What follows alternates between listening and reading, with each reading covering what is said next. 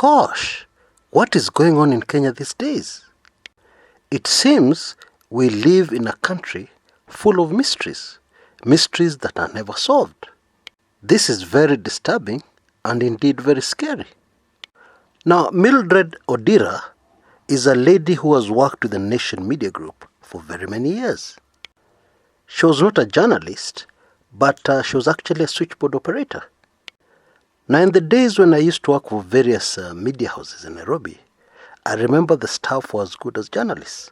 Yeah, we shared many things with them. And I guess it's still the same today. Because journalism is a very different business. It's a unique business. And working in any support capacity, you need to understand journalism and journalists. And so, it is very normal to be treated as one of the crew. Now, Mildred Odira went missing last Tuesday, the 29th of January, 2019. Her family have been looking for her all over the place. She was last seen in the very early hours of Tuesday morning at around 4 a.m. She was seen by the security guards who even hailed a taxi for her, so that she could rush to hospital because she was not feeling well. That was the last time she was seen alive. Her family have been frantically looking for her all over the place, everywhere. And even on Saturday, the taxi driver who actually took her to hospital was arrested, and is still in police custody being questioned.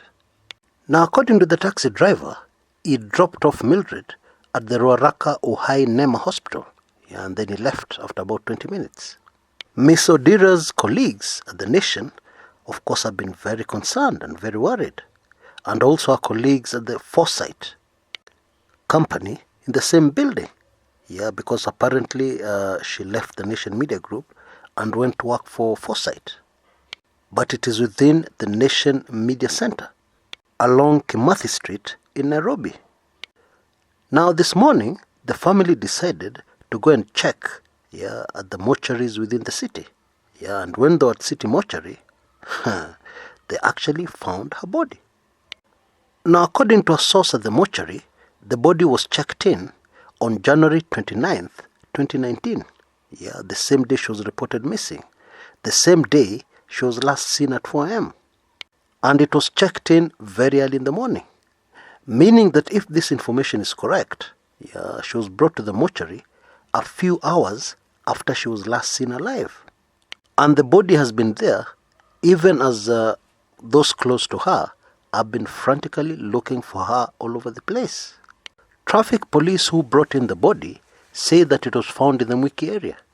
And the condition of the body is just heart-wrenching. It's very bad. She has a large hole-like wound at the front of her face. And then under the chin, near the neck, there's yet another hole. It is suspected that she was killed and then the body was thrown on the road, so that cars would run over it, possibly to disguise, the murder to look like a hit-and-run road accident. Her trouser was also torn at the top, and her underwear partly lowered. Oh boy. Now, clearly, this was a murder. But why? Why would somebody want to murder an ordinary working woman? And what is even more disturbing, the fact that the body was thrown onto the road so that cars could run over it, suggests that whoever did this, are people who have done this before. Now, this is a real puzzle.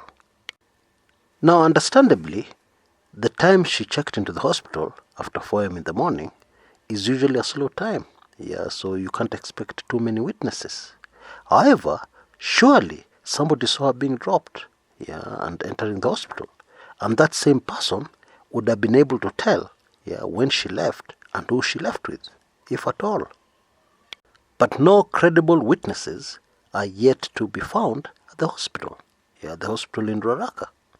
Now, admittedly, people who work in media houses, especially switchboard operators, get access or come across very sensitive information, especially at a leading media house, like the Nation Media Group, which is the leading media house in the entire region. and has the highest circulating daily newspaper. Now, the death of Millie is not acceptable. We have way too many unexplained deaths that take place in our country these days, under very mysterious circumstances, very similar to those of Mildred. And the police never get to the bottom of it. Now, Mildred is a single mother survived by a 6-year-old boy, whom she lived with at her Kariobangi South residence at the time of her death. It is our prayer on this channel that this time things will be different, that police and investigators will get to the bottom of this as soon as possible, and that the family of Mildred will get justice for the brutal murder of their loved one. From this channel, our very sincere condolences to our family and all those who are close to her. Until next time, this is Chris Kumekucha.